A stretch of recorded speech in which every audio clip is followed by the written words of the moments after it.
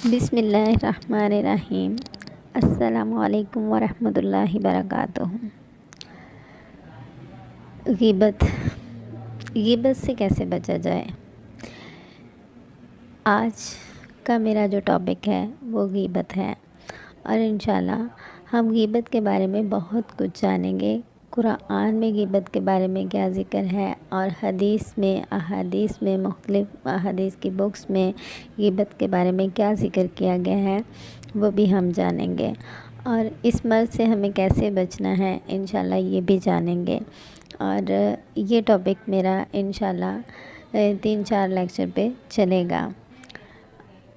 آج کچھ حصہ ہم اس کا ڈسکس کرتے ہیں۔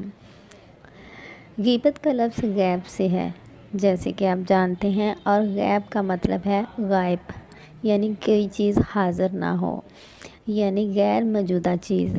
اصطلاحی شریعت میں جب کسی غائب آدمی کا تذکرہ بڑے الفاظوں میں کیا جائے تو اسے غیبت کہا جاتا ہے، یعنی جو انسان ہمارے درمیان میں نہیں ہوتا اس کے بارے میں جب ہم ذکر کرتے ہیں اور کسی بہت بڑے لفظوں میں کرتے ہیں یا برے لفظوں میں کرتے ہیں تو اسے غیبت کہتے ہیں۔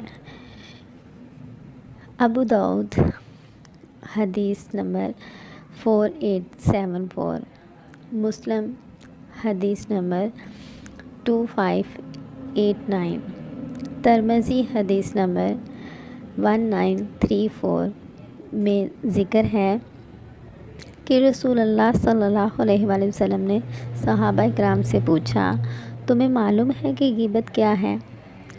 صحابہ کرام نے جواب دیا، اللہ تعالیٰ اور اس کا رسول صلی اللہ علیہ وآلہ وسلم جانتے ہیں۔ آپ صلی اللہ علیہ وآلہ وسلم نے فرمایا، تم اپنے بھائی کا تذکرہ اس انداز سے کرو جو اسے معلوم ہو جائے تو ناگوار گزرے۔ صحابہ کرام نے پوچھا، اگر اس کے اندر یہ عیب موجود ہو تو؟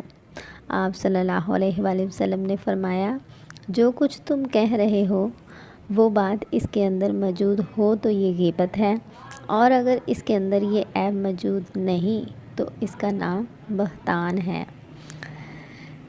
غیبت کا مرض زمانہ قدیم سے چلا آ رہا ہے، لیکن دور قدیم میں اس عادت کو صرف عورتوں کے ساتھ خاص سمجھا جاتا ہے، کیونکہ عورتیں فارغ ہوتی ہیں اور باتونی بھی، لہٰذا وہ باتیں کرتے کرتے غیبت کی طرف جا نکلتی ہیں۔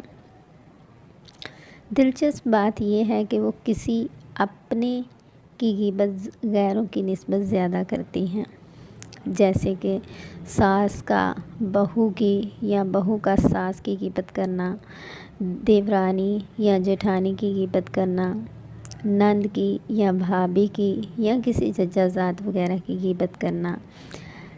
جب وہ غیبت کر چکی ہوتی ہیں تو آج بھی ان کی یہ عادت ہے کہ آخر میں اس شخص کے متعلق اچھا تبصرہ بھی کرتی ہیں، مثلاً یہ کہ وہ ہمدرد ہے، سخاوت کرنے والا ہے، دل کی اچھی ہے یا خدمت گزار ہے، میری بڑی عزت کرتی ہے، وغیرہ وغیرہ۔ اس طرح کے الفاظ کا استعمال کرنا دور حاضر میں غیبت کا مرض مردوں تک بھی متعدد ہو چکا ہے۔ دراصل یہ ایک چسکا ہے یا ایک ذائقہ سمجھ لیں، لہٰذا جہاں کہیں ایک سے زیادہ افراد جمع ہوں وہاں مردہ بھائی کے گوشت سے ایک دوسرے کی مہمان نوازی کی جاتی ہے۔ جو لوگ ایسی مجلس میں خاموش بیٹھے ہوتے ہیں اور انہیں منع نہیں کرتے وہ بھی اس میں حصہ دار بن جاتے ہیں۔ یہ کیسی تعجب والی بات ہے کہ اگر کسی مسلمان کے سامنے سور، چوہے یا چیتے وغیرہ کا حرام جانور، کسی بھی حرام جانور کے گوشت کا ذکر کیا جائے تو اس کا جی متلانے لگتا ہے، لیکن غیبت کر کے مردہ بھائی کا گوشت بڑے مزے سے کھایا جاتا ہے۔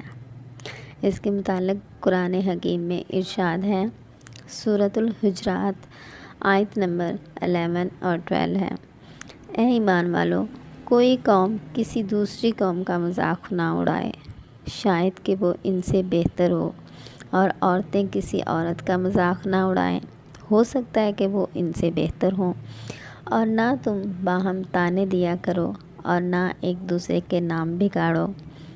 ایمان کے بعد بڑا نام فسق ڈالنا ہے، اور جو توبہ نہ کرے تو وہی لوگ ظالم ہیں۔ اے ایمان والو، زیادہ گمان کرنے سے بچو، بے شک بعد گمان گناہ بن جاتے ہیں۔ اور نہ ٹو لگاؤ، اور نہ تم ایک دوسرے کی غیبت کرو۔ کیا تم میں سے کوئی پسند کرتا ہے کہ اپنے مردہ بھائی کا گوشت کھائے؟ تو تم اسے ناپسند کرو گے، اور ڈرو اللہ سے، بے شک اللہ تعالیٰ بہت توبہ قبول کرنے والا، رحم کرنے والا ہے۔ تو انشاءاللہ ہم غیبت کا کچھ حصہ کل ضرور ڈسکس کریں گے۔ تب تک کے لیے اللہ حافظ۔ السلام علیکم ورحمۃ اللہ وبرکاتہ۔